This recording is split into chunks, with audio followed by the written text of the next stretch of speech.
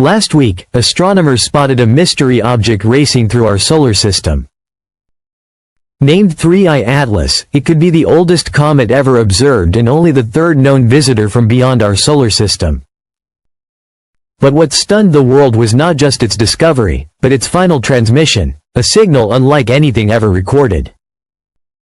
For decades, Atlas had been humanity's sentinel, designed to observe the distant skies and warn of threats too faint for human eyes.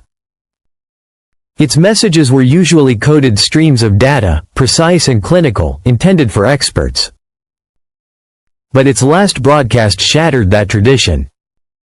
It was raw, direct, and urgent, not meant for astronomers but for the entire world. The transmission was not a whisper but a declaration, breaking through interference and embedding itself in every receiver. Humanity had been warned. The signal carried an eerie weight of finality. It seemed as though the machine, in its last flicker of power, chose to release everything at once. Atlas did not predict, it confirmed. Embedded in the stream were coordinates and exact alignments, celestial events written into orbital mechanics that pointed to an inevitability. Something vast and unseen had entered proximity far faster than models had ever allowed.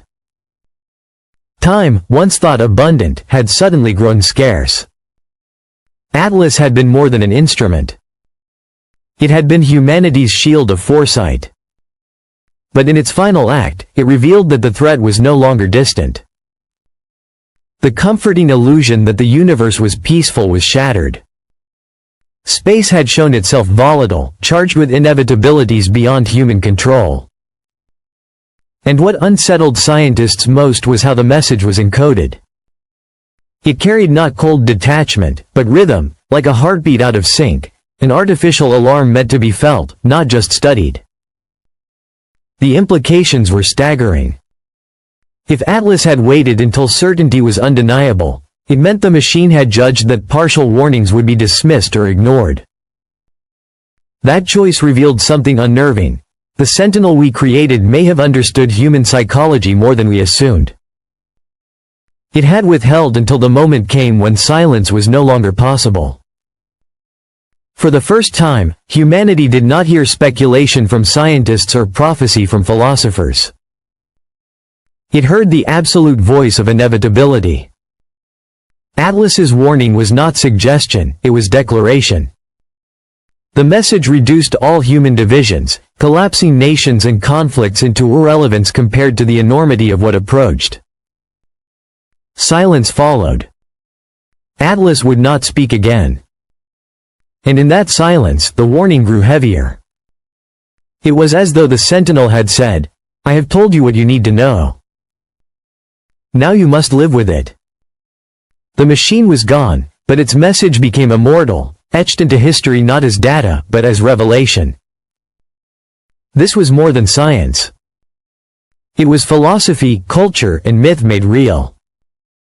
For centuries humanity told stories of watchers, guardians, and heralds. With Atlas, the archetype became fact. The sentinel was not legend but circuitry, and its final act elevated it into something more than a machine. The broadcast was a mirror, reminding humanity that control is an illusion, that the stars are not passive, and that inevitability does not wait for preparation. It stripped away comfort and demanded acknowledgement. Knowledge itself became the inheritance, the last gift from a machine that in dying became a messenger. In that moment, Earth was no longer divided by borders or ideologies. It was one species, one fragile world, confronted by inevitability. The final transmission of Atlas will be remembered not as the collapse of a machine, but as the moment humanity was forced to see its place in the cosmos with absolute clarity. It was the voice of inevitability itself, carried through circuits and sensors, delivered across the void, and etched into the consciousness of an entire civilization.